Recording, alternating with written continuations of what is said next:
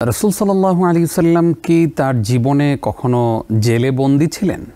রাসূল সাল্লাল্লাহু আলাইহি সাল্লামের অন্তরীণ জীবন ছিল, জি সেটা হলো শাবে আবি তালেব। জি শাবে আবি তালেবের মধ্যে তিনি 3 বছর অন্তরীণ ছিলেন। শুধু তিনি না, তার সাথে বনু হাশেমকেও একই ভাগ্য বরণ করতে হয়েছিল। তিনি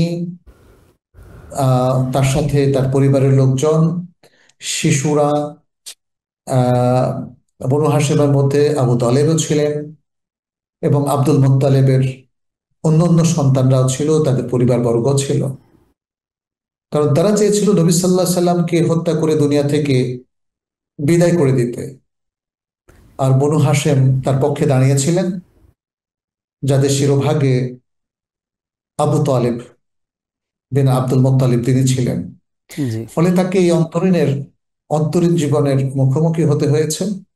এখানে তারা অন্তরীণটা দেখেন কেমন, জেলের জীবন যতটা কঠিন, এই জীবনটা তার জন্য এবং পুরো পরিবারের জন্য, বনু হাশেমের জন্য আরো কঠিন ছিল। আরো কঠিন ছিল। জি জি জেলের জীবনে দেখেন খাবার কিন্তু থাকে, কম হোক বেশি হোক, জি ভালো হোক আর মন্দই হোক, কিন্তু এখানে তাদের খাবার সরবরাহ বন্ধ করে দেওয়া হয়েছে।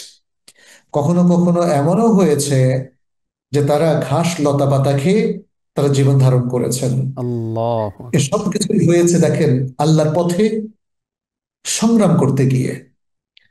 আমরা দেখেছি যে মুহাম্মদ সাল্লাল্লাহু আলাইহি সাল্লাম যদি অমুসলিমদের এবং সেখানকার কাফের নেতাদের ইচ্ছামতো তিনি চলতেন, তাহলে কিন্তু এই অন্তরীণ জীবন তাকে যাপন করতে হতো না, এই কষ্টের মুখোমুখি তাকে হতে হতো না। এবং তাকে সাহায্য করতে গিয়ে বনু হাশেম এই যে কঠিন জীবনের মুখোমুখি হয়েছেন, অম্লান বদনে তারা সেটাকে সহ্য করেছেন।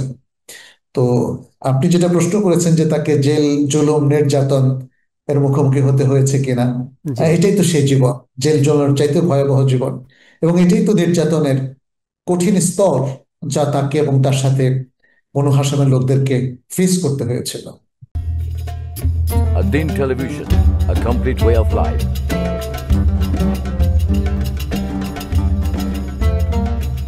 প্রিয় দর্শক, ধন্যবাদ ad-Din-এর সাথে থাকার জন্য। এমন আরো সুন্দর সুন্দর ইসলামিক কন্টেন্ট ও সবশেষ আপডেট পেতে সাবস্ক্রাইব করুন আমাদের ইউটিউব চ্যানেল ad-Din এবং পাশের বেল আইকনটি চাপুন। পরবর্তী সকল ভিডিও নোটিফিকেশন পেতে যুক্ত থাকুন আমাদের সোশ্যাল মিডিয়ায়।